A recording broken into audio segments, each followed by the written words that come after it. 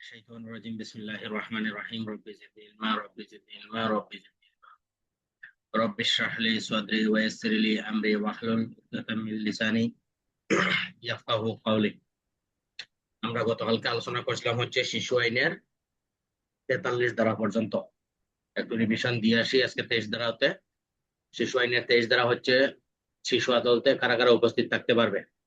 24 ধারা হচ্ছে শিশু যদি অনুপস্থিত থাকে সেই ক্ষেত্রে তার মা বাবার বা অভিযুক্ত শিশুর মা বাবার আদালতে হাজির হওয়ার জন্য নির্দেশ দিবেন। 25 ধারা হচ্ছে আদালত প্রয়োজন মনে করলে যে সকল ব্যক্তিদের আদালতের বাহিরে যাওয়ার আদেশ দিবেন। 26 ধারা হচ্ছে শিশুকে নিরাপদ হেফাজতে প্রেরণ। 27 ধারা হচ্ছে দুবাসী নিয়োগ। 28 ধারা হচ্ছে শিশু আদালত হবে গোপন কার্যক্রমে এবং এটা আদালতের অনুমতি ব্যতীত প্রকাশ করা যাবে না। 29 ধারা হচ্ছে শিশু আদালত কর্তৃক আইনের সহিত সংঘাতে জড়িত শিশুর জামিনে মুক্তি প্রদান। সেটা তার নিজের মুসলেকায় আত্মীয় স্বজন মা বাবা এমনকি প্রবেশন কর্মকর্তা আবেদনও দিতে পারেন। শিশু আইনের 30 ধারা শিশু আদালত যে সকল বিষয় বিবেচনা করবেন। 31 ধারা সামাজিক অনুসন্ধান প্রতিবেদন প্রবেশন কর্মকর্তা 21 দিনের ভিতরে দাখিল করবেন। 32 ধারা হচ্ছে বিচার সমাপ্তির সময় 360 দিন, না পারলে আরো 60 দিন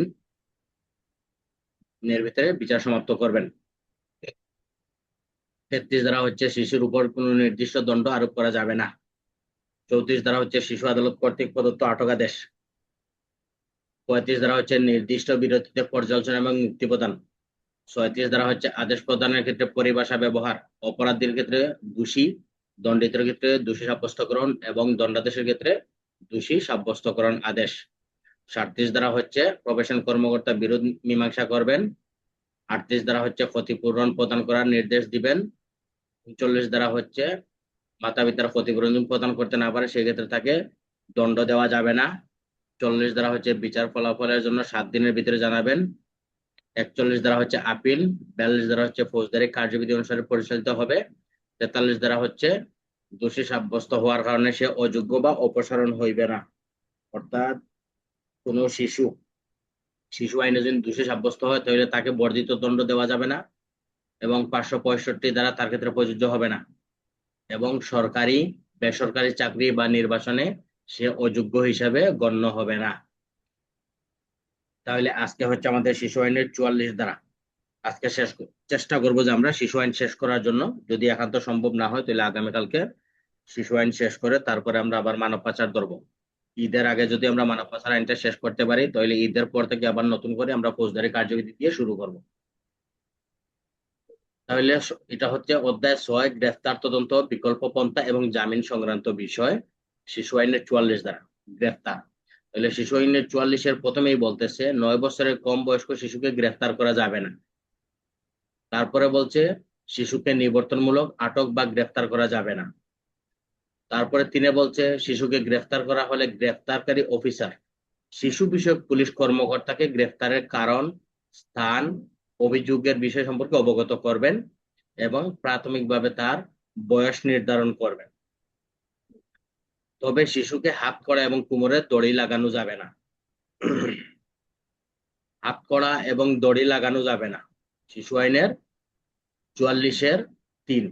তারপর হচ্ছে পুলিশ কর্মকর্তা বয়স নির্ধারণের জন্য জন্ম নিবন্ধন, স্কুল সার্টিফিকেট, স্কুলে ভর্তির তারিখ যাচাই বাছাই করে বয়স নির্ধারণ করবেন।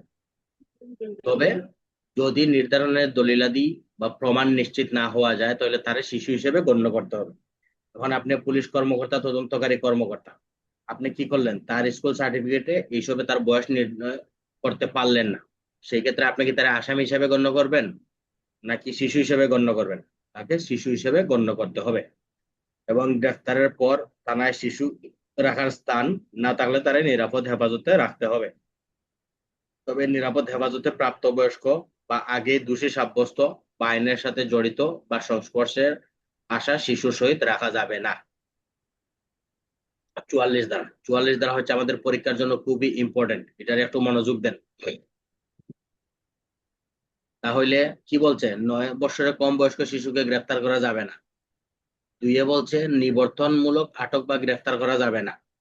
3 বলছে যদিও আপনি গ্রেফতার করছেন, কি করছেন, গ্রেফতার করছেন, সেই ক্ষেত্রে আপনি কি করবেন, শিশু বিষয়ক পুলিশ কর্মকর্তাকে জানাবেন গ্রেফতারের কারণ, স্থান, অভিযোগের বিষয় সম্পর্কে অবগত করবেন এবং বয়স নির্ধারণ করবেন।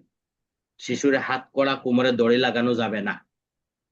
তারপরে হচ্ছে বয়স নির্ধারণ করার জন্য তার যেসব সার্টিফিকেট আছে সেগুলো যাচাই বাছাই করবেন। যদি যাচাই বাছাইতে আপনার কাছে মনে না করতে পারেন, যাচাই বাছাইতে যদি তার বয়স আপনি নির্ধারণ করতে না পারেন, সেই ক্ষেত্রে আপনি তাকে শিশু হিসেবেই গণ্য করবেন। আর যদি থানায় শিশু হাজতখানা যদি না থাকে, অর্থাৎ এটা তো হাজতখানা বলা হয় না, শিশু বলা হয় শিশু রাখার স্থান। কারণ প্রত্যেক থানায় কিন্তু এখন যারা যেসব থানাগুলো নতুন হচ্ছে, প্রত্যেকটা থানায় পুরুষ, মহিলা এবং শিশুর জন্য আলাদা আলাদা হেফাজতখানা আছে। অতএব যদি এইরকম না থাকে তাহলে তারে নিরাপদ হেফাজতে প্রেরণ করবেন। এবং যদি তার পাশে নিরাপদ হেফাজতে কোনো প্রাপ্তবয়স্ক থাকে, আগেই দোষী থাকে, এরকম লোকের সাথে তাকে রাখা যাবে না। 44 ধারা। তাহলে 44 ধারা কি শিশুকে গ্রেফতার করা যাবে না নাকি গ্রেফতার করা যাবে? গ্রেপ্তার করা যাবে, আবার যাবে না। প্রথমে বলছে যাবে না, কি যাবে না। গ্রেফতার করা যাবে না, কিন্তু গ্রেফতার যদিও আপনি করেন, এখন আপনি গ্রেফতারকারী কর্মকর্তা, আপনি গ্রেফতার করলে কারে জানাবেন? প্রবেশন প্রবেশন কর্মকর্তা? কর্মকর্তা। না, আপনি জানাবেন শিশু বিষয়ক পুলিশ কর্মকর্তাকে। শিশু বিষয়ক পুলিশ কর্মকর্তা, সঠিক। হ্যাঁ, এই শিশু বিষয়ক পুলিশ কর্মকর্তা কত ধারায় আছে? 11। জি না, 13। সরি, 12-13। 12-13 না, 13। শিশু বিষয়ক পুলিশ কর্মকর্তা এবং শিশু বিষয়ক ডেস্ক হচ্ছে 13 ধারা। এবং এই শিশুকে কি করা যাবে না? হাত কড়া, কোমরে দড়ি লাগানো যাবে না। এটা কোন আইনের সাথে এটা সম্পর্ক আছে? এই হাত কড়া এবং দড়ি কোন আইনের সাথে সম্পর্ক আছে? আমরা এটা পিছনে ফৌজদারির সাথে আছে। ফৌজদারি কত ধারা? ফৌজদারি 300। 171। সরি, 171 ডান্ডা বেরিয়েছে। ফৌজদারি 171। কোন সাক্ষীকে পিআরবি হাত কড়া লাগানো যাবে না। আর 330। পিআরবি 300। 30। 330, হ্যাঁ। এইরকম ব্রেনটা ডিভিশন দ্রুত আছে, নিতে হবে, ডিভিশন ঠিক আছে। আছে? এগুলা দ্রুত এটার সাথে কাজ করাইতে হবে। 44 ধারা শেষ, তারপরে হচ্ছে 45 ধারা। মাতা পিতা এবং প্রবেশন কর্মকর্তাকে অবহিত করা। এখন কোন শিশুকে আপনি গ্রেফতার করে কি করলেন? শিশু বিষয়ক কর্মকর্তার নিকট আপনি হস্তান্তর করে দিলেন। তাহলে এখন শিশু বিষয়ক পুলিশ কর্মকর্তার দায়িত্ব কি? শিশু বিষয়ক পুলিশ কর্মকর্তার দায়িত্ব হচ্ছে উনি শিশুর পিতামাতা বা অভিভাবককে জানানো, প্রবেশন কর্মকর্তাকে জানানো, প্রয়োজনে নিকটস্থ বোর্ডকে জানানো। ঠিক আছে? তাহলে শিশু বিষয়ক পুলিশ কর্মকর্তা, 9 বছরের কম বয়স্ক শিশুকে গ্রেফতার করা হইলে শিশু বিষয়ক পুলিশ কর্মকর্তার দায়িত্ব কি বা করণীয় কি? তাহলে কি বলবেন?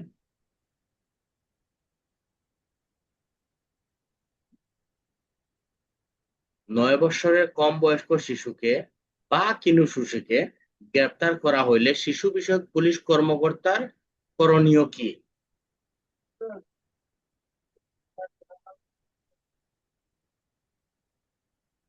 করণীয় হচ্ছে তার পিতামাতা অভিভাবককে জানাবেন, প্রবেশন কর্মকর্তাকে জানাবেন। তারপরে আবার দায়িত্ব পালন করবেন কত? আবার দায়িত্ব পালন করবেন হচ্ছে এই যে 15 ধারা। ঠিক আছে, 45-এর সাথে আবার 15 ধারা ব্যবহার করবেন। এবং 45-এর 2-এ কি বলতেছে? যদি উপধারা 1-এ ব্যক্তিদের গ্রেফতারে অবৈধ করা না হয় তাহলে শিশুকে আদালতে হাজির হওয়ার প্রথম দিনেই কারণ লিপিবদ্ধ করে আদালতে দাখিল করতে হবে। এখন আপনি কি করলেন? শিশুর পিতামাতা, অভিভাবক বা প্রবেশন কর্মকর্তা বা নিকটস্থ বোর্ডকে আপনি অবহিত করলেন না। সেই ক্ষেত্রে এটা আপনি লিখিত আকারে কি জন্য আপনি দাখিল করলেন না এটা আদালতকে জানাবেন। 45-এর 2। তারপরে হচ্ছে শিশু আইনের 46 ধারা, তদন্ত। অর্থাৎ এই আইনের সুস্পষ্ট বিধান না থাকলে তদন্ত কার্যক্রম হবে ফৌজদারি কার্যবিধির মতো, 46 ধারা। তারপরে হচ্ছে 47 ধারা, জবানবন্দি, সতর্কীকরণ ও মুক্তি। 47 ধারা, জবানবন্দি, সতর্কীকরণ এবং মুক্তি। শিশুর পিতামাতা, অভিভাবক এবং প্রবেশন কর্মকর্তা বা সমাজকর্মীর উপস্থিতিতে শিশু বিষয়ক পুলিশ কর্মকর্তা শিশুর জবানবন্দি গ্রহণ করবে। এটা কি যে অভিযুক্ত সংঘাতে জড়িত শিশু নাকি সংস্পর্শে আসা শিশু?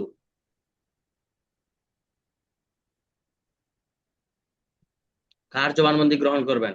সংস্পর্শে আসা শিশুর নাকি সংঘাতে জড়িত শিশুর?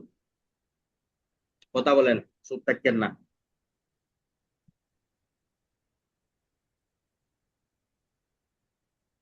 এটা হচ্ছে সংঘাতে জড়িত শিশু।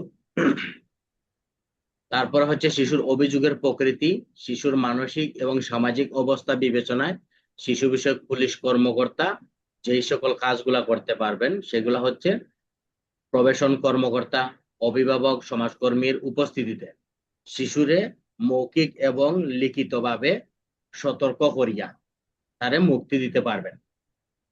কি করতে পারবেন? মৌখিকভাবে বা লিখিতভাবে তারে সতর্ক করিয়া মুক্তি দিতে পারবেন এবং বিকল্প পন্থায় প্রেরণ করতে পারবেন। তাহলে এখন প্রশ্ন হলো, শিশুকে সতর্কী করবেন কার উপস্থিতিতে? শিশুর পিতামাতা, অভিভাবক, প্রবেশন কর্মকর্তা, সমাজকর্মী। কি তাদের প্রত্যেকের উপস্থিতিতে পুলিশ কর্মকর্তা সতর্ক করবেন এবং তাকে মুক্তি দিবেন। এখন যদি দেখা যায় যে সে সতর্ককরণে মানতেছে না, সেই ক্ষেত্রে তাকে বিকল্প পন্থা অর্থাৎ কি ওই যে হেফাজতে তারে প্রেরণ করবেন। নাকি সঠিক স্যার। বিকল্প পন্থা কি এটা হেফাজতে প্রেরণ করা?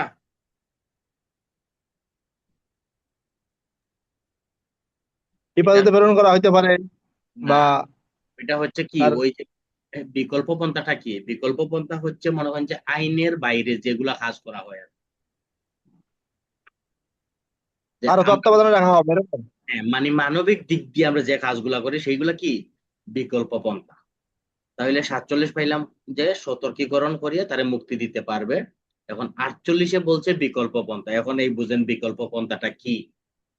আইনের সাথে সংঘাতে জড়িত শিশু গ্রেফতারের পর তার আনুষ্ঠানিক বিচারের পরিবর্তে কি আনুষ্ঠানিক বিচারের পরিবর্তে শিশুকে পারিবারিক, সামাজিক, আর্থিক, শিক্ষাগত ইত্যাদি বিষয় বিবেচনা করে বিরোধীয় বিষয় মীমাংসা করার জন্য বিকল্প পন্থা গ্রহণ করা যাবে।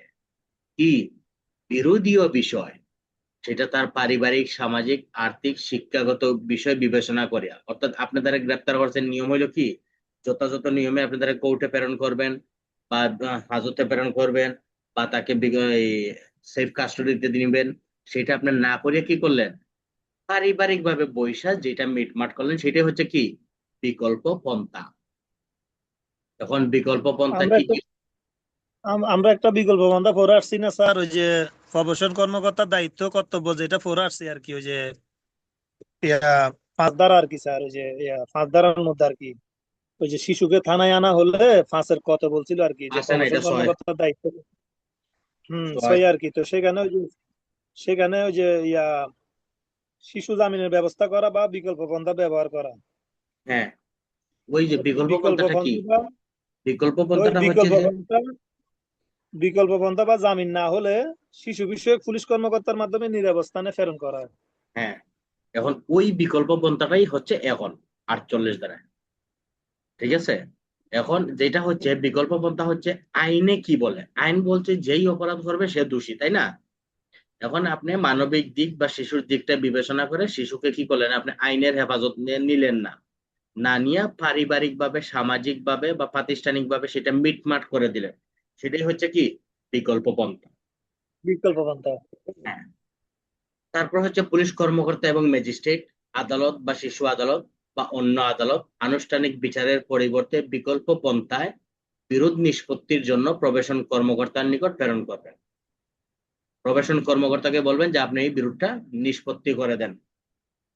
তারপরে হচ্ছে প্রবেশন কর্মকর্তা শিশুর পিতামাতা, অভিভাবক বিকল্প পন্থার শর্ত পালন করতেছে কিনা সেই বিষয়ে লক্ষ্য রাখবেন এবং শিশু বিষয়ক পুলিশ কর্মকর্তা এবং ম্যাজিস্ট্রেটকে অবহিত করবেন।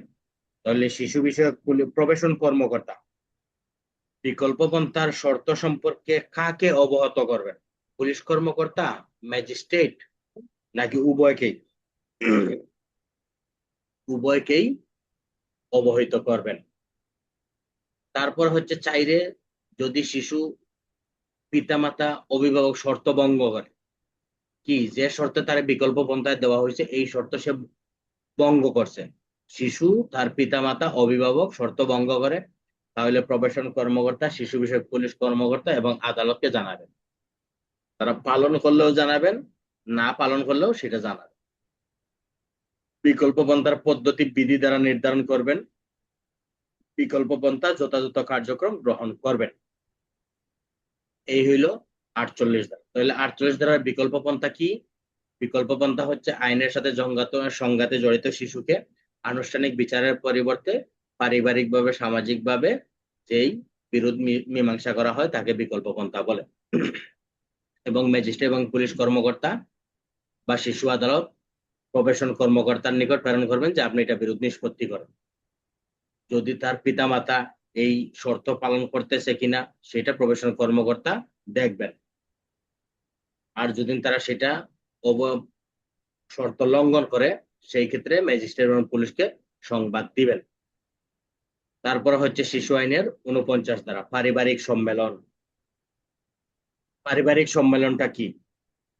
যেটা আমরা সামাজিকভাবে যে বিরোধটা নিষ্পত্তি সেটাই বলে কি পারিবারিক সম্মেলন। যেমন দুই শিশু মারামারি করছে, এখন দুই শিশু পরিবারে নিয়ে যে বিরোধটা নিষ্পত্তি করা হয় তারাই বলে পারিবারিক সম্মেলন। তাহলে এটার দায়িত্ব পালন করবেন কে? দায়িত্ব পালন করবেন প্রবেশন কর্মকর্তা, এবং সমঝোতার মাধ্যমে এটার পদ্ধতি অনুসরণ করবেন যাতে শিশুর স্বার্থ নিশ্চিত করে, এবং সেই বিষয়ে আদালত এবং পুলিশ কর্মকর্তাকে জানাবেন। পুলিশ কর্মকর্তা এবং আদালত যেই পদ্ধতি অনুসরণ করতে বলবেন প্রবেশন কর্মকর্তা সেই পদ্ধতিতেই সেটা নিষ্পত্তি করবেন। আর যদি তাদের অভিভাবক সেটা অমান্য করে সেটাও পুলিশ কর্মকর্তা, শিশু বিষয়ক পুলিশ কর্মকর্তা এবং ম্যাজিস্ট্রেটকে জানাবেন। পারিবারিক সম্মেলনে তারা যদি ম্যাজিস্ট্রেট বাতিল হয়, সম্মেলন বাতিল হয় বা ভিন্নরূপ বিকল্প পন্থার জন্য প্রবেশন কর্মকর্তা ম্যাজিস্ট্রেট এবং শিশু পুলিশ কর্মকর্তাকে অবহিত করবে। অর্থাৎ দুই পরিবার বৈশাখ সেটা মিটমাট করতে পারে নাই, তাহলে সেটাও কি করবেন? পুলিশ কর্মকর্তা এবং আদালতকে জানাবেন। পারিবারিক সম্মেলন গোপনীয় হিসেবে বিবেচিত হবে এবং পরিবর্তিত কোনো বক্তব্য কোনো আদালতের সাক্ষ্য হিসেবে ব্যবহার করা যাবে না। অর্থাৎ আপনি কি করলেন, যেটা পারিবারিক ভাবে বয়সে যেটা মিটমাট করছেন, বসার পরে এটার কোনো শর্ত লঙ্ঘন হয়েছে বা এরকম যদি কোনো কিছু হয় তাহলে এটা সম্পর্কে আদালতে আর সাক্ষ্য দেওয়া যাবে না, বা পিছনে এটা কি হয়েছে যে এটা সাক্ষ্য হিসেবে ব্যবহার করা যাবে না। 49 ধারা। তারপরে হচ্ছে 50 ধারা বিকল্প পন্থার মেয়াদ, সেটা আদালত এবং পুলিশ অফিসার যে মেয়াদ দিবেন সেই মেয়াদই হবে কি বিকল্প পন্থার মেয়াদ। সেটা 2 মাস, 3 মাস, 6 মাস, 1 বছর, যেটাই দেখ সেটাই হবে বিকল্প পন্থার মেয়াদ। তারপরে হচ্ছে শিশু আইনের 51 ধারা বিকল্প পন্থার শর্ত ভঙ্গ বা বিকল্প পন্থার আদেশ পালনে ব্যর্থ। অর্থাৎ বিকল্প পন্থার শর্ত ভঙ্গ করছে বা ব্যর্থ হয়েছে সেই ক্ষেত্রে আবার আদালত নতুন করে শর্ত পরিবর্তন করতে পারেন, অথবা শিশুর জন্য গ্রেফতারি পরোয়ানা জারি করতে পারেন, অথবা থানায় বা আদালতে হাজির করার জন্য নোটিশ দিতে পারেন, রাষ্ট্রপক্ষের আইনজীবী করার জন্য নথি প্রেরণ করতে পারেন, বা শিশুর প্রত্যায়িত প্রতিষ্ঠানে প্রেরণ করতে পারেন। ঠিক আছে, বা এই আইনের অন্য যে কোনো আদেশও দিতে পারবেন। তাহলে যদি সে শর্ত লঙ্ঘন করে বা দায়িত্ব বিকল্প পন্থার আদেশ অমান্য করছে সেই ক্ষেত্রে তাদের বিরুদ্ধে কি ব্যবস্থা? নতুন শর্ত, না হইলে গ্রেফতারি পরোয়ানা, না হইলে নোটিশ জারি, না হইলে নথি প্রেরণ, প্রত্যায়িত প্রতিষ্ঠানে প্রেরণ, বা যে কোনো আদেশ দিতে পারবেন। 51 ধারা। শিশু আইনের 52 ধারা জামিন। তাহলে এর আগে আমরা শিশু আইনের জামিন কত ধারা পাইছিলাম?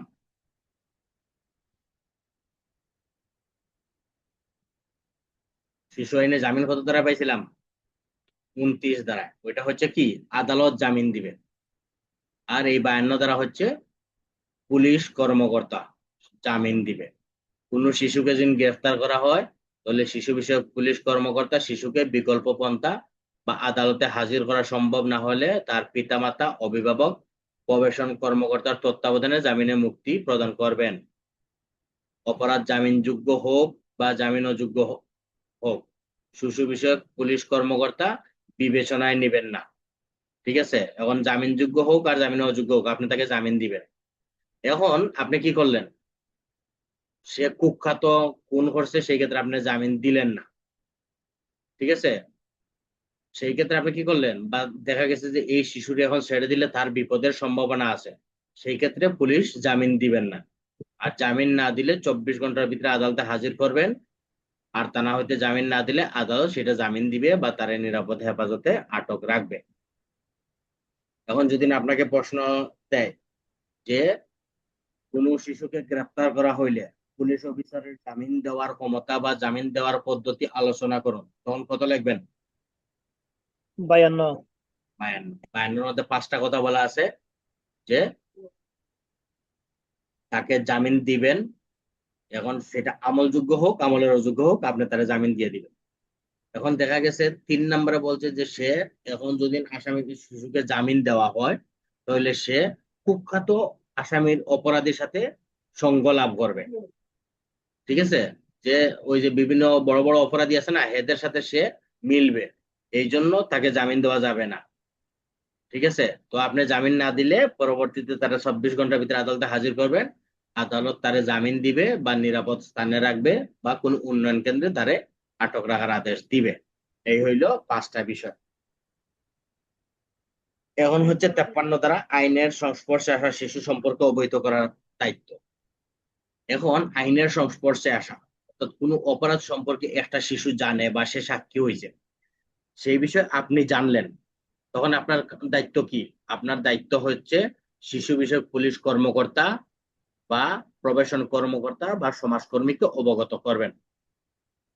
এটা কার জন্য? এটা হচ্ছে পাবলিকের জন্য। যে যখন পাবলিকের কোনো জন্য। পাবলিক জানে যে একটা শিশু কোনো অপরাধের শিকার হয়েছে বা অপরাধের সাক্ষী হয়েছে, তাহলে সেটা পুলিশ, শিশু বিষয়ক পুলিশ কর্মকর্তা, প্রবেশন কর্মকর্তা এবং সমাজকর্মীকে অবগত করবেন। সেটা শিশুর নিরাপত্তার ব্যবস্থার জন্য। 53 ধারা। তারপর হচ্ছে শিশু আইনের 54 ধারা, আইনের সংস্পর্শে আসা শিশুর ক্ষেত্রে বিশেষ ব্যবস্থা এবং সুরক্ষা। যে আপনার কাছে যখন একজন শিশু আসছে তখন আপনি কি কি ব্যবস্থা নিবেন তার ক্ষেত্রে? শিশুর পারিপার্শ্বিক অবস্থা বিবেচনা করবেন, শিশু বান্ধব পরিবেশে তার সাথে কথা বলবেন বা সাক্ষাৎকার নেবেন, বা তার অভিভাবকের উপস্থিতিতে সাক্ষাৎকার নেবেন। আর মেয়ে শিশু হইলে কোনো মহিলা পুলিশ কর্মকর্তা বা তার অভিভাবকের উপস্থিতিতে সাক্ষাৎ নিতে হবে। শিশু সাক্ষীর ক্ষেত্রে আদালত পর্দার আড়ালে গোপন রুমে ভিডিও মাধ্যমে আসামিকে বাহির করে দিয়ে বিরতি নিয়ে বয়সের সামঞ্জস্য রেখে দিন তারিখ নির্ধারণ করা, নিরাপত্তা দেওয়া, সাক্ষ্য গ্রহণ এরপরে করবে। কি, কোন শিশু সাক্ষী যদি আদালতে যায় তাহলে সেই ক্ষেত্রে পর্দার আড়াল থেকে নিবেন, গোপনে নিবেন, রুদ্রদ্বার রুম, ট্রায়াল ইন ক্যামেরা, ভিডিওর মাধ্যমে আসামিরে বাইর করে দিয়া বিরতি নিয়ে, অর্থাৎ কতক্ষণ জিগে এরপর একটু গ্যাপ দিলেন, গ্যাপ দিয়ে নিলেন, তার বয়সের সাথে সামঞ্জস্য রেখে তারিখ নির্ধারণ করা, এইসব বিষয় বিবেচনায় নিয়ে তারপরে তার সাথে কথা বলতে হবে। তারপরে হচ্ছে আদালত শিশুর সুরক্ষা নিশ্চিত করা এবং বিকল্প পদ্ধতিতে বিরোধ মীমাংসা করা। ঠিক আছে, এই হইল 54 ধারা। তারপর হচ্ছে 55 ধারা, আইনগত প্রতিনিধিত্ব। কারা কারা করবেন?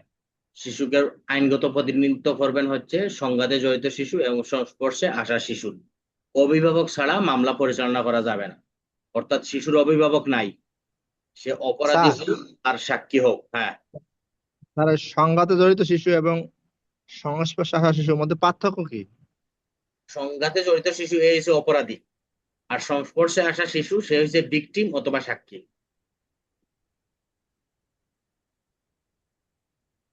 ঠিক আছে, তো ঠিক। ঠিক আছে, স্যার।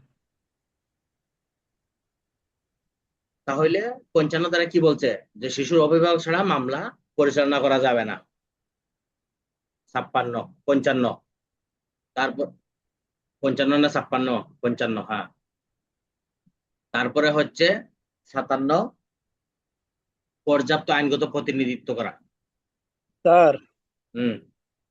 আমরা ওই যে সংজ্ঞা করছি না যে 2-3-এ, সেটা হচ্ছে যে আইনের সংঘাতে জড়িত শিশু আর কি। হম। আর আবার সেম কথাটা হচ্ছে যেটা ভিকটিম, এটা আমরা সাইডে পড়ে আসছি, সেটা হচ্ছে যে আইনের সংস্পর্শে আসা শিশু। শিশু, শিকার বা সাক্ষী। হ্যাঁ। এটাই তো ভিকটিম, সাইডেরটা তো হ্যাঁ, ভিকটিম। মানে সংস্পর্শে আসা শিশু সে হচ্ছে হয় সে ভিকটিম অথবা সে সাক্ষী, এ হইছে সংস্পর্শে সাক্ষী। আসা শিশু। আর সংঘাতে জড়িত শিশু এ হইছে অপরাধী। ঠিক আছে। তারপরে 58 হচ্ছে সুরক্ষামূলক পদক্ষেপ। আইনের সাথে সংঘাতে বা সংস্পর্শে আসা শিশুর আপনি কি কি পদক্ষেপ নেবেন? অভিযুক্ত বা আসামির সরাসরি সাক্ষাৎকার নেওয়া যাবে না। অভিযুক্ত বা আসামির সাথে সরাসরি সাক্ষাৎ নেওয়া যাবে না। শিশুর নিরাপত্তা বা অবস্থান গোপন করা, শিশুর পরিবারের সকল সদস্যদের জন্য নিরাপত্তা দেওয়া। ঠিক আছে, এই হইল 58। এরপরে বাকি যেগুলো আছে আমাদের ওইগুলো দরকার নাই। এখন আমরা সরাসরি চলে যাব শাস্তিতে। এই শাস্তিটা হচ্ছে খুবই ইম্পর্টেন্ট শিশু আইনের ক্ষেত্রে। এতক্ষণ যা পড়লাম এগুলো পড়লাম এমসিকিউর জন্য, ঠিক আছে। আর এখন হইল মূলত মূল প্রশ্ন, সেটা হচ্ছে শাস্তির। 69 দ্বারা পলাতক শিশু সম্পর্কে করণীয়। এখন একটা শিশু কি করলো? একটা প্রতিষ্ঠান থেকে পালাই গেল বা একটা তত্ত্বাবধানে ব্যক্তির নিকটে পলায়ন করলো, সেই ক্ষেত্রে আপনি তাকে বিনা পরোয়ানায় গ্রেপ্তার করিয়া সেই প্রতিষ্ঠান বা ব্যক্তির নিকট ফেরত পাঠাবেন। কি করবেন? বিনা পরোয়ানায় গ্রেপ্তার করিয়া তাকে ফেরত পাঠাবেন 69 দ্বারা, ঠিক আছে। তারপরে হচ্ছে 70 দ্বারা শিশুর প্রতি যদি কেউ নিষ্ঠুর আচরণ করে, কি করে?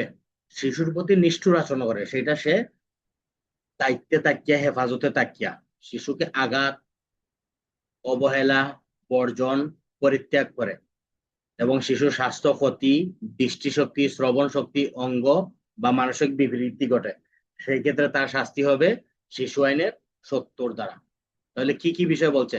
শিশুকে আঘাত করা, পীড়ন দেওয়া, অবহেলা করা, পরিত্যাগ করা, স্বাস্থ্যের ক্ষতি করা, দৃষ্টিশক্তি, শ্রবণ শক্তি বা কোনো অঙ্গ বা মানসিক বিকৃতি ঘটে, সেই ক্ষেত্রে যে দায়িত্বে আছে সেটা অভিভাবক হোক আর পিতামাতা হোক, আর যার হেফাজতে থাকে তার শাস্তি হবে 70 দ্বারা।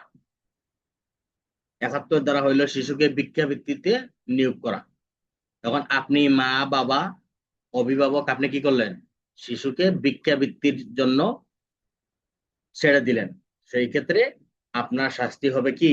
71 দ্বারা। তাহলে 69 কি? শিশুকে বিনা পরোয়ানায় গ্রেপ্তার করবেন সে যদি পলায়ন করে।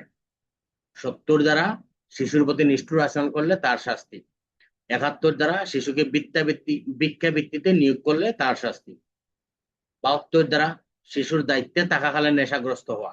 অর্থাৎ আপনি কি করছেন? শিশুর দায়িত্বে আছেন বা শিশুর অভিভাবক, আপনি যদি নেশাগ্রস্ত হন সেই ক্ষেত্রে আপনার শাস্তি হবে 72 দ্বারা। কারণ আপনি প্রকাশ্য স্থানে নেশাগ্রস্ত অবস্থায় পাওয়া যায়, শিশুর দেখাশোনায় ব্যর্থ হন, সেই ক্ষেত্রে আপনাকে শাস্তি দিবে 72 দ্বারায়। তারপর হচ্ছে শিশু আইনের 73 দ্বারা শিশুকে নেশাগ্রস্তকারী দ্রব্য, বিপজ্জনক ওষুধ ওইটা প্রদানের। স্যার ভিক্ষার কথা আসলো, যে 216 সংজ্ঞা যেটা আছে ভিক্ষার কথা, হ্যাঁ, এটা তো লাগানো যাবে নাকি? না ওইটার সাথে, ওইটা হচ্ছে সংজ্ঞা, এটা হচ্ছে শাস্তি। এটা শাস্তি না? হ্যাঁ, 16 হচ্ছে সংজ্ঞা, আর কি 71 হচ্ছে শাস্তি। শাস্তি। হুম। আর 72 হচ্ছে আপনি শিশুর দায়িত্বে তাকিয়ে আপনি কি করছেন? নিজে নেশা করিয়া শিশুরে দেখাশোনায় ব্যর্থ হয়েছেন, সেক্ষেত্রে আপনার শাস্তি হচ্ছে 72 দ্বারা। তখন 73 দ্বারা বলতেছে আপনি শিশুরে মাদক দ্রব্য বা কোনো ওষুধ সেবন করাইছেন। কি করছেন? মাদক দ্রব্য বা কোনো ওষুধ সেবন করাইছেন, সেই ক্ষেত্রে আপনার শাস্তি হবে 73 দ্বারা। স্যার ওই যে বাপ্পে যেটা, যদি ওই যে সেফ কাস্টডিতে মনে করেন যে একটা লোক দায়িত্বে আছে, হ্যাঁ, হুম। তো যে ব্যক্তি দায়িত্বে আছে, যেটা যে শিশুর দায়িত্ব পালন করবে, মানে উনি নিজে মানে কি নেশাগ্রস্ত, নিজে মাতাল হইছে, হ্যাঁ। নিজে মাতা, মানে তার তার শাস্তি মানে 72-এর কথা বলছে আর কি। 72 যে উনি কি করছে? আচ্ছা। নিজেই মাতাল হইছে। এখন নিজে মাতাল হইলে আবার হে উনি তো তার উনি নিজেরই খবর রাখে না, শিশুর দেখাশোনা করবো কি? খবর রাখেন না। আবার উনি যদি অন্য শিশুদেরকে যদি আবার যদি ওই যে নেশাগ্রস্তের দিকে যদি আকৃষ্ট করে, তাহলে 73 আবার 73 বা শিশুরে নাকি নেশাদ্রব্য দিল, ঠিক আছে, দিল আর কি। সেই ক্ষেত্রে ওনার শাস্তি হবে 73। 73, ঠিক আছে। এখন 74 হচ্ছে মাদক দ্রব্য বা ওষুধ বিক্রয়ের স্থান। এইসব স্থানে যদি তারে প্রবেশ করার অনুমতি দেয়, যেমন মাদকের কারখানা বা ওষুধের কারখানা, ঠিক আছে, বা ওষুধ বিক্রয়ের স্থান, এইসব স্থানে যদি বা মালিক বা যে দায়িত্বে আছে সে যদি শিশুর এই স্থানে প্রবেশ করার অনুমতি দেয়, সেই ক্ষেত্রে তার শাস্তি হবে 74 দ্বারা। অর্থাৎ মাদক দ্রব্যের দোকান, ওষুধের দোকান, এইসব দোকানে যদি তারা প্রবেশ করতে দেয় সেই ক্ষেত্রে তার শাস্তি হবে 74 দ্বারা। ঠিক আছে। তারপর হচ্ছে 75 দ্বারা, শিশুকে বাজি ধরতে বা ঋণ করতে উস্কানি দেওয়া। আপনি কি করলেন, শিশুরে বললেন যে আরে বেটা তুমি এক কাম করো, এখানে একটা বাজি ধরো। সে বাজি ধরলো, এখন আপনি তারে মৌখিক ভাবে হোক, লিখিত ভাবে হোক, ইশারা ইঙ্গিতে হোক, যে কোনো ভাবে হোক আপনি তার উস্কাই দিলেন যে আরে তুমি তো এটা পারো না, তুমি কি মিয়া এর কাছ থেকে এই টাকা নিতে পারবা। আপনি যে এই যে তারা উস্কানি দিলেন, এই জন্য আপনার শাস্তি হবে কি 75 দ্বারা। ঘটনা কি, বাজি ধরা অথবা ঋণ গ্রহণ করার জন্য উস্কানি দিয়েছে, সেই ক্ষেত্রে আপনার শাস্তি 75। আর যদি আপনি কি করেন, শিশুর নিকট থেকে কোনো দ্রব্য বা দলিল ইত্যাদি যদি ক্রয় বিক্রয় করেন বা বন্ধক রাখেন, অর্থাৎ শিশুর কাছ থেকে কোনো মূল্যবান জামানত আপনি কি করলেন, কিনলেন বা বন্ধক রাখলেন, সেই ক্ষেত্রে আপনার শাস্তি হবে 76 দ্বারা। আর ঠিক আছে। শিশুর এটা আংটি নিয়ে একটা শিশুর এটা আংটি নিয়ে একটা প্রশ্ন আসে না, আসে না, হ্যাঁ এটা হ্যাঁ, মনে আসতেছে না। আংটি আর কি, আংটি আংটি এটা ভুলে শিশু গেছি একটা আংটি প্রশ্নটা। নিয়ে আইলো, আপনি কি করলেন, তার কাছে 500 টাকা দিয়ে এই আংটিটা বন্ধক রাখলেন, সেই ক্ষেত্রে আপনার বন্ধক রাখলে অপরাধ। যে বন্ধক হ্যাঁ, রাখছে দোকানদার, ওর শাস্তি আর কি। দোকানদারের শাস্তি শিশু হচ্ছে তো শাস্তি 76। হবে। আচ্ছা আচ্ছা, 76, ঠিক আছে। তারপরে হচ্ছে 77, শিশুরের যৌন পল্লীতে থাকিবার অনুমতি দেওয়া। কি, যৌন পল্লীতে, পতিতা পল্লী আছে না, হম। পতিতালয় বা পতিতাপল্লী যেগুলো আছে, এইগুলা যদি কোনো শিশুরে বসবাস করার বা গমন করার, যে তারা প্রবেশ করার, যে শিশুর বয়স 4 বছরের অধিক, 4 বছরের কম পর্যন্ত সে থাকতে পারবো, কিন্তু 4 বছরের অধিক শিশুরে এখানে থাকার এবং যাওয়ার কেউ অনুমতি দিতে পারবে না। যে অনুমতি দিবে তার বিরুদ্ধে ব্যবস্থা হচ্ছে 77 দ্বারা। আবার বলেন, বয়সটা একটু বুঝাইয়া, 4 4 বছরের নিচে বছরের হলে। অধিক। হুম। যেমন আমরা তো দেখি যে অনেক মহিলা বেশ্যাবৃত্তি করে না। হুম, সঠিক স্যার। এখন তার একটা বাচ্চা মনে হয় যে 4 বছরের বেশি, এখন সে যে এই বেশ্যাবৃত্তিতে সে জড়িত, এখন সে কি করলো, সাথে তার বাচ্চারে নিয়ে এই বেশ্যাবৃত্তিতে গেল, তাহলে তার শাস্তি হবে কি 77। ওই অথবা যেটা মহিলার কথা, মহিলা। মহিলার শাস্তি, হুম। কিন্তু বাচ্চার বয়স কত, 4 বছরের অধিক হইলে তারে এখানে আর যাইতে দেওয়া যাবে না, তারে অনুমতি কেউ দিতে পারবে না যে তুমি এর ভিতরে যাও। ঠিক আছে, বা এর ভিতরে যৌনপল্লীর ভিতরে তারে বসবাস করারও অনুমতি কেউ দিতে পারবে না। ঠিক আছে। আর যদি সেটা সুবিধা বঞ্চিত শিশু হয়, তাহলে তারা বিকল্প পরিচর্যায় প্রেরণ করবেন। এই যে ফাঁসাসির কথাটা আবার গাইছে আর কি এখানে। হ্যাঁ, মানে 84-85 বিকল্প পরিচর্যা বা প্রত্যায়িত প্রতিষ্ঠানে প্রেরণ, ওইটাই। হ্যাঁ, তারপরে হচ্ছে শিশু আইনে 78 দ্বারা, শিশুকে অসৎ উদ্দেশ্যে পরিচালনা করা। কি করলেন, আপনি শিশুর দায়িত্বে আছেন, দায়িত্বে থাকিয়া শিশুরে দিয়া যৌন ব্যবসা করাইলেন। ঠিক আছে, বা উৎসাহ দিলেন, বা তারা কি করলেন, তারা যৌন সঙ্গম করার জন্য আপনি উৎসাহ দিলেন, সেই ক্ষেত্রে তার শাস্তি হবে 78 দ্বারা। অসৎ পথে পরিচালনা করা, আপনি নিজের দায়িত্বে রয়েছেন, তারে দিয়ে যৌন ব্যবসা করাইতেছেন, উৎসাহ দিচ্ছেন, অথবা স্বামী ব্যতীত অন্য পর পুরুষের সাথে তারা যৌন সঙ্গম করার জন্য উৎসাহ দিচ্ছেন বা করাচ্ছেন, সেই ক্ষেত্রে আপনার শাস্তি হবে 78 দ্বারা। এখন যদি আদালত মনে করে যে আপনার এইটার বিষয়ে সতর্ক করা দরকার, সেই ক্ষেত্রে আপনাকে সতর্ক করিয়ে আপনার কাছ থেকে মুচলেকা নিবে। 79 দ্বারা, শিশুদের দিয়ে আগ্নেয়াস্ত্র, অবৈধ নিষিদ্ধ দ্রব্য, সন্ত্রাসী কার্য সংগঠন করাইলে তার শাস্তি। শিশুদের দিয়ে আপনি কি করলেন, অবৈধ বস্তু, মাদক, আগ্নেয়াস্ত্র এগুলো বহন করাইলেন, পরিবহন করাইলেন, সেই ক্ষেত্রে শাস্তি হবে 79 দ্বারা। আর যদি কোনো শিশুরে দিয়ে সন্ত্রাস বিরোধী আইনে কার্যক্রম করায়, সেই ক্ষেত্রে সে সন্ত্রাস বিরোধী আইনের 6 দ্বারায় সে দণ্ডিত হবে। ঠিক আছে। তার সন্ত্রাস বিরোধী আইনে 6 ধারা, সন্ত্রাস বিরোধী আইনে স্যার আমরা ওই যে একটা ধারা পড়ছিলাম, 8 ধারায় আর কি, সেটা হচ্ছে যে যদি কোনো ঘরের মধ্যে যদি 10-12 জনে মিলে যদি কোনো বৈঠক করে সেটা 8 ধারা 6 ধারাটা একটু বুঝাই বলেন তো স্যার আবার, যেহেতু এখানে আসছে ধারাটা।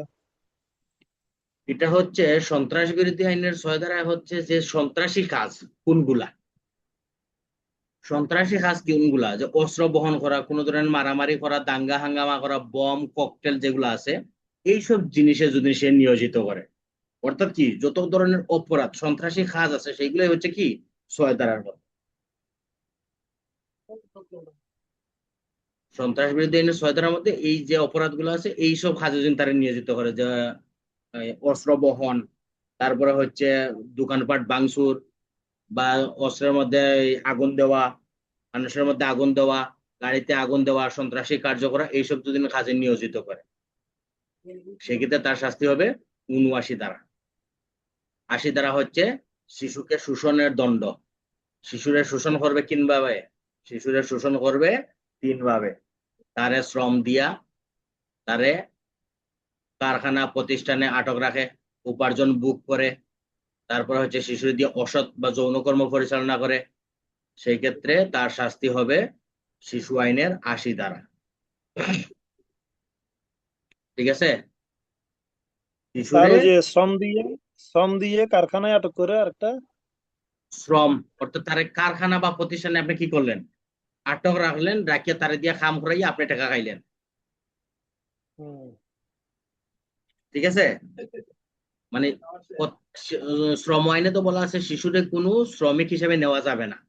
কারণ আপনি কি করলেন, তারে শ্রমিক হিসেবে নিলেন, কারখানা প্রতিষ্ঠানে তারে দিয়া আপনি কাজ করাইলেন, কাজ করাইয়া রাখিয়া তার টাকা আপনি খাইলেন।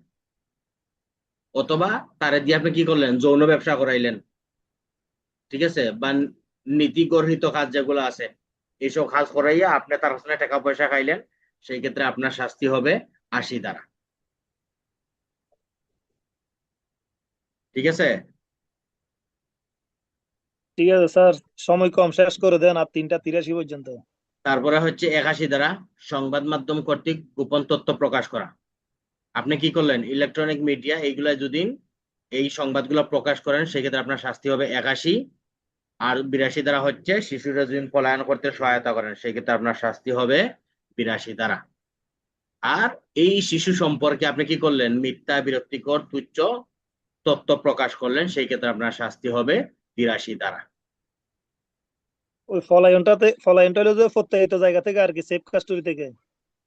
মানে তার যেখানে নিরাপদ স্থানে রাখা হয়েছে, অথবা তার অভিভাবকের কাছে রাখা হয়েছে, অথবা তারা কি করায় আশ্রয় দান করা হয়েছে, লুকাইয়া রাখে, সেই সব স্থান থেকে আপনি তার কি করলেন, বাধা দিলেন। আপনি বাধা দিলেন, আপনি তার আশ্রয় দিলেন, সেই ক্ষেত্রে আপনার শাস্তি হবে কি 82 ধারা। একটা শিশু ফালাই গেছে, অভিভাবকের কাছ থেকে ফালাই গেছে, প্রত্যয়িত প্রতিষ্ঠান থেকে ফালাই গেছে, আপনি তারে লুকাই রাখলেন, সহায়তা করলেন, আশ্রয় দিলেন, বা তারা আবার ফিরত আনতে গেলে আপনি তাদের বাধা দিলেন, সেই ক্ষেত্রে আপনার শাস্তি হবে 82 ধারা। আর 83 ধারা হচ্ছে কোনো ব্যক্তি যদি শিশু সম্পর্কে যদি মিথ্যা প্রদান করে আর কি আদালতে, হ্যাঁ, মিথ্যা কোনো মিথ্যা তথ্য দেয়, তথ্য দেয় এটাই তো।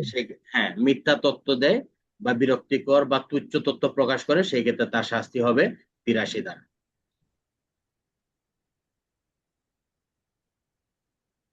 ঠিক আছে? আগামীকালকে এটা রিভিশন দিয়ার এই যে 1-2টা যেটা আছে বিকল্প পরিচর্যা, এগুলো আমরা একটু দিয়া আগামীকালকে ইনশাল্লাহ শেষ করে দেবো। আগামীকালকে পুরোটা একবারে রিভিশন দিয়া, আর এই যে শেষে বিকল্প পরিচর্যা, বিকল্প পন্থা, সুবিধা বঞ্চিত শিশু, ওইগুলো আলোচনা করে আগামীকালকে ইনশাল্লাহ শিশু আইন শেষ করবো।